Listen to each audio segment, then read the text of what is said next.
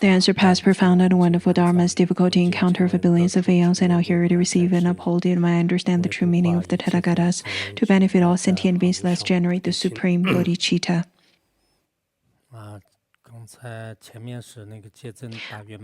Well, today we will look at the part right after the fourth lecture of Chetuninti.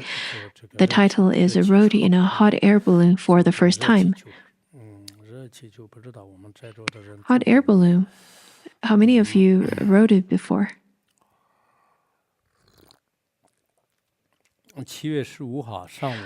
On the morning of July 15th, some American disciples strongly recommended that Ijinor would take a hot air balloon ride to view the landscape of the mountains and rivers in Napa Valley. As it turned out, people with heart disease or high blood pressure were not supposed to ride in a hot air balloon. So Phuntsok Rinpoche didn't go for the consideration of his health and his safety. Well, initially he was invited, but the rest of us went to experience this unique ride instead. Since Phuntsok Rinpoche didn't go, then Animidron didn't go either.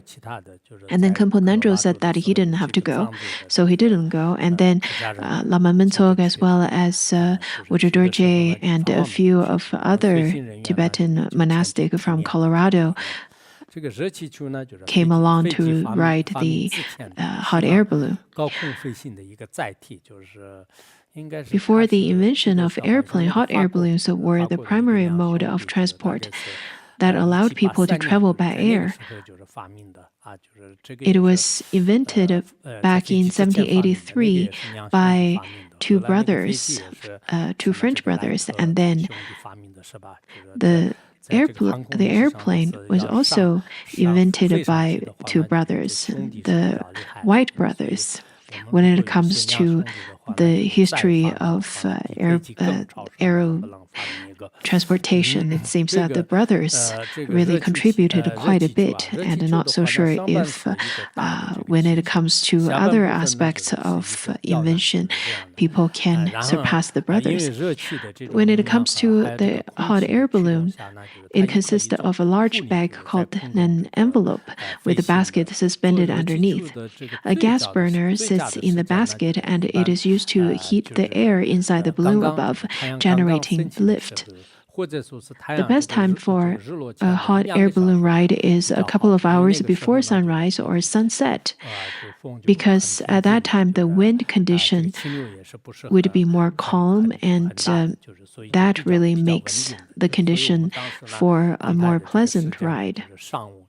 For that reason, we then planned for this hot air balloon ride in the morning. The day was sunny and cloudless at 9 o'clock in the morning, and we stood by the balloon, watching it being inflated more and more until it was finally ready for liftoff.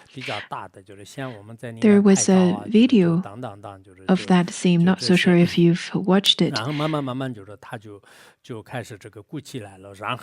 So after the balloon got more and more inflated, and then we finally got in together with the pilot when the basket was all set upright. The balloon soon started to lift off the ground, with the speed getting faster and faster. It reached a height of 1,000 feet very quickly. The whole process was so amazing to us. And I remember that we can see the small populated city area, which was very, very small city, and farms, forests, as well as mountains. It was such an awesome view, with a variety of beautiful scenery clearly appearing before us, as if we were traveling above a magnificent painting, soaring in the sky and watching the endless world. I felt such a joy of freedom.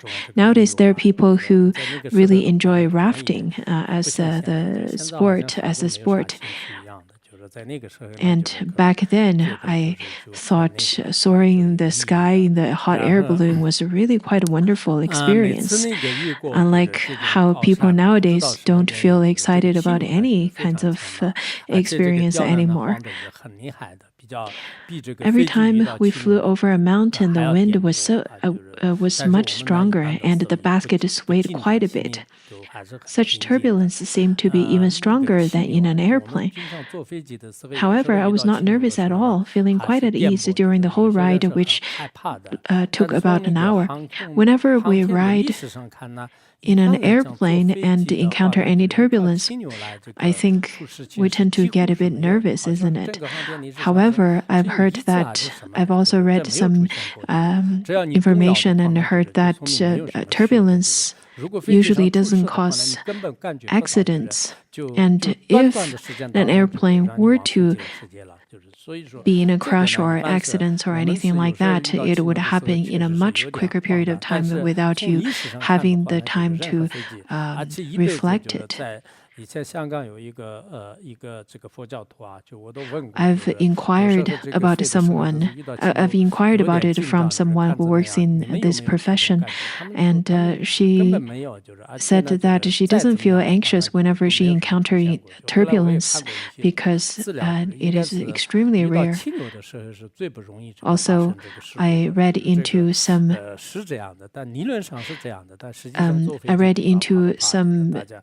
research materials that encountering turbulence is the least possible time to have any accidents. Well, theoretically, this is so, but not so sure if you will feel afraid or not whenever you're riding on an airplane.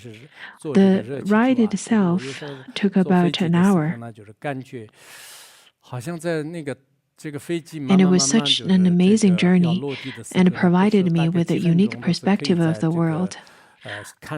I think not just hot air balloon, whenever we ride on airplanes, at the time of lifting or at the time of landing, there are usually about a few minutes that you can look at the ground, where you can see the cities and you can see the sceneries and landscape in much smaller size. And that is exactly the moment that human beings would feel that we're quite small.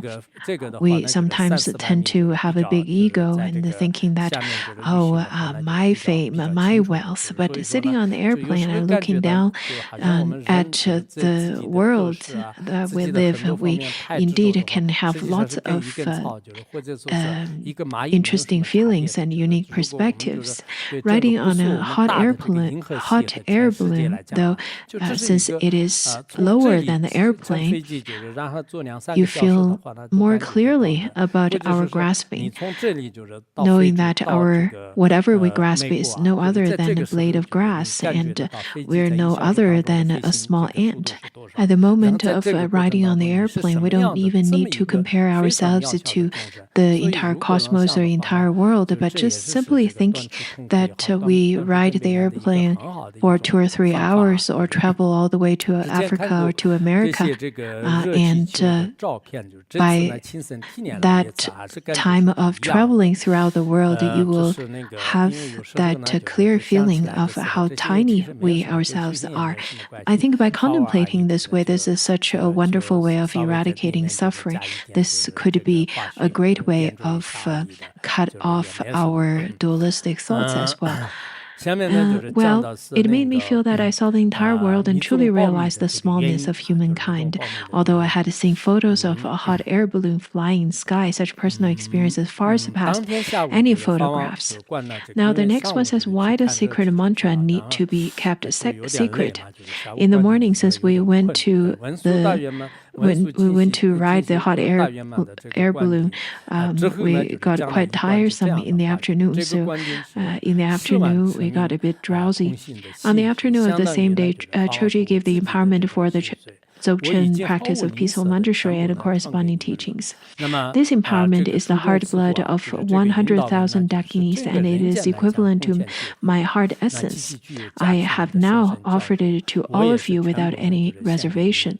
Placing Buddhahood within reach is the practice manual for the terma cycle of Peaceful Manjushri. I believe this profound instruction is unprecedented and unique in this world, and it contains extremely powerful blessings.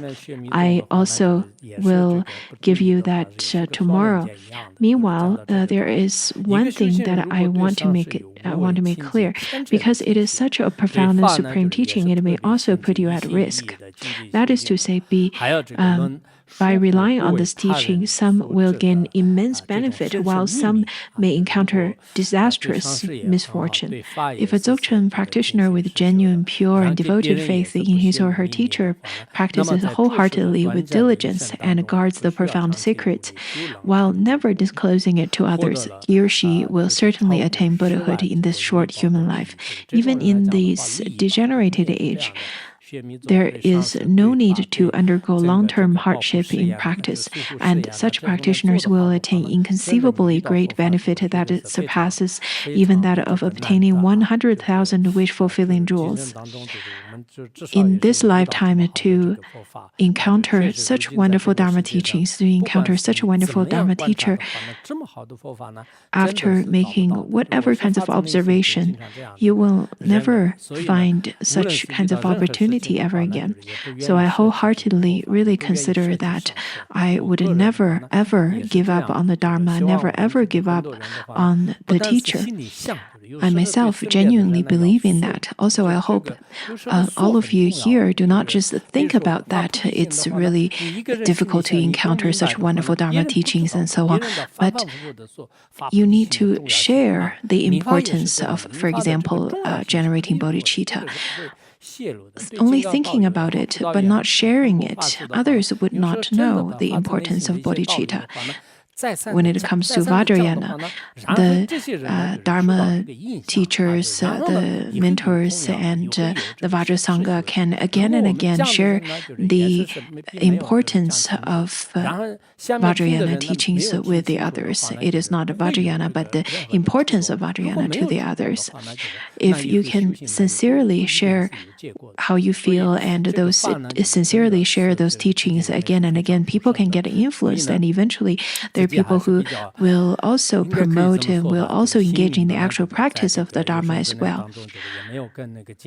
If people do not feel the impulse to share with others, I wonder if their practice would also come to fruition, because you have not recognized how supreme the Dharma is to you yet. I think it can be put in such a way.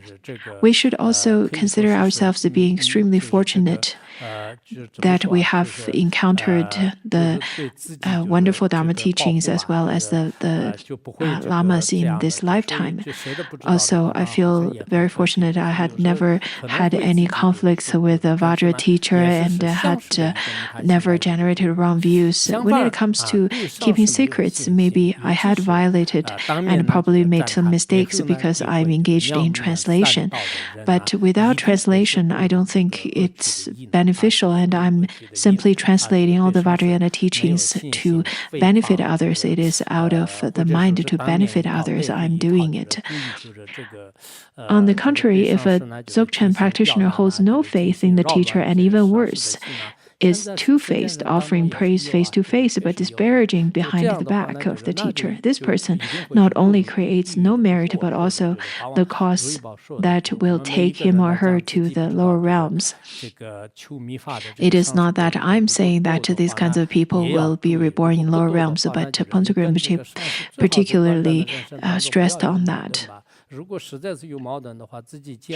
I think it's quite important for all of us not to create any difficulties between ourselves and the Lama. It is not necessary for us to disturb the minds of the teacher. if a teacher were to have a disciple that really doesn't listen to the teacher, I think it is necessary to eradicate or put a stop to that kind of connection as well. Otherwise, it could lead the disciple into lower realms. Therefore, since all of you have entered the door of this profound path, you must engage in the actual practice with utmost faith and devotion. Otherwise, if you maintain that this teaching is not beneficial to pure, make a presumptuous judgment and criticize it or cast it aside after a couple of years and search for another path while harboring wrong view toward Buddhism, then it is certain that you will fall to lower realms. If you were to start to slander the Dharma, the teacher, or the Sangha, or even abandon the Dharma, abandon the religion, this is really dangerous, especially, I think, to the modern people whom have the flickering mind and not very stable, and sometimes viewing the Dharma, taking refuge, vow, and empowerments almost like a worldly connection. This is quite dangerous and could bring a lot of problems. As you can see, if you follow the Dzogchen path with a lack of mindfulness, you may put yourself at risk. One more crucial point is that you must not disclose this teaching to those who are not qualified and who have never received a Dzogchen empowerment, except with your guru and a very few close brother and sisters who observe the same inner vows with you. How could you possibly speak of the view and meditation of the great perfection to anyone else? Even discussing its terms with unqualified individuals will force you to fall into the lower realms. Such is the danger of the Dzogchen path. So please never disclose this teaching to others, but rather keep it a secret. Do you understand what I mean?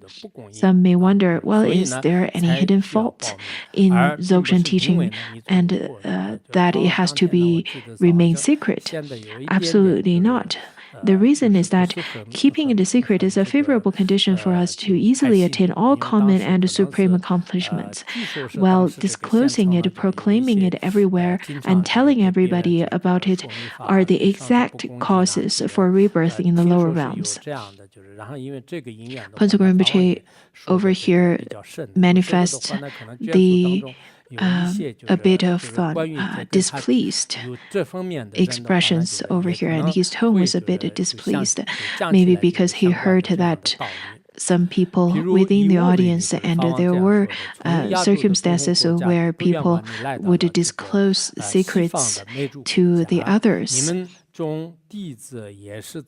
and some do not respect the teacher, and because of that, causes and conditions, Ponzo Rinpoche specifically addressed this. And then, therefore, keeping secret is solely for the sake of our own benefit, not because the Dzogchen teaching has many faults. For myself, I traveled thousands of miles to reach America in the West, all the way from an Asian country in the East. All of you disciples have gathered here to see me and received my teachings. I believe this is a result of our previous karma together with the shared aspiration that we made many lifetimes ago. However, it is impossible for us to meet again and again in this temporary human life, and I'm pretty sure that I will not return to the US. Probably this is the only time for me to travel to the West. As I think all of you, I truly love you and also feel deep compassion for you, which is why I have given you so many precious teachings that I have not taught frequently or extensively in the land of Tibet. Indeed, these teachings were not taught in Tibet or in mainland China. There's a Khenpo in the monastery. He said that he had already read it 2 times and almost finishing his 3rd time of reading the 2 books. He said that Ponzo Rinpoche was his guru, and he relied on him for many years, but had never received so many precious teachings from him as much as he had offered in the West and included in this book. So he spent the winter with great warmth by reading A Journey to the West.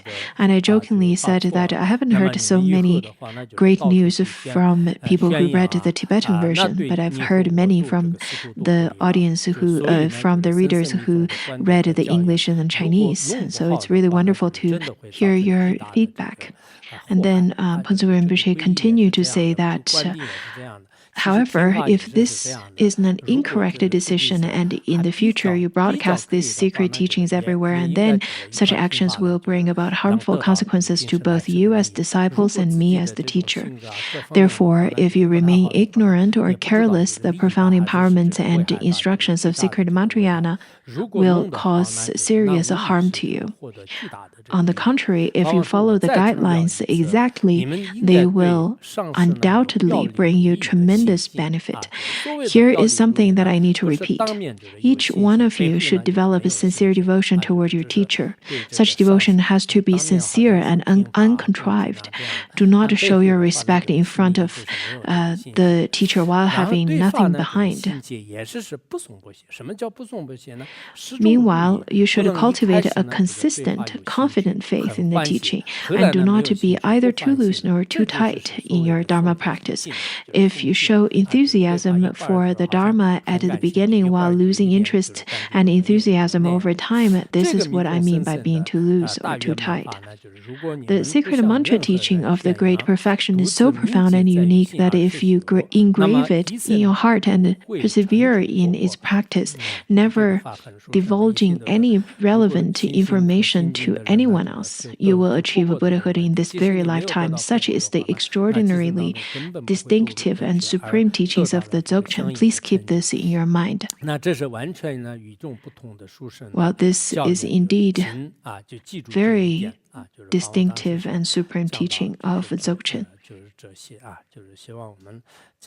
I really hope that after we studied it and after reading it, you should read it again and see if you have the same understanding as me or maybe different. Also, I hope that you can prepare the Shurangama Sutra before the class as well. I understand many of you are really busy right now, but your business is very meaningful. It is not that you're meaninglessly busy engaging in worldly chores. Also, as long as you're busy physically but not tired mentally, I think this is really wonderful compared to those people who work in this world. They had to go to work in the morning and the early days and then get back from work. So compared to that, what we're doing is fine. Our mind is really important. I recently just translated another teaching by Mipa Rinpoche where he talks about the power of mind is really important. And later when we have an opportunity, I'll share that teaching with you.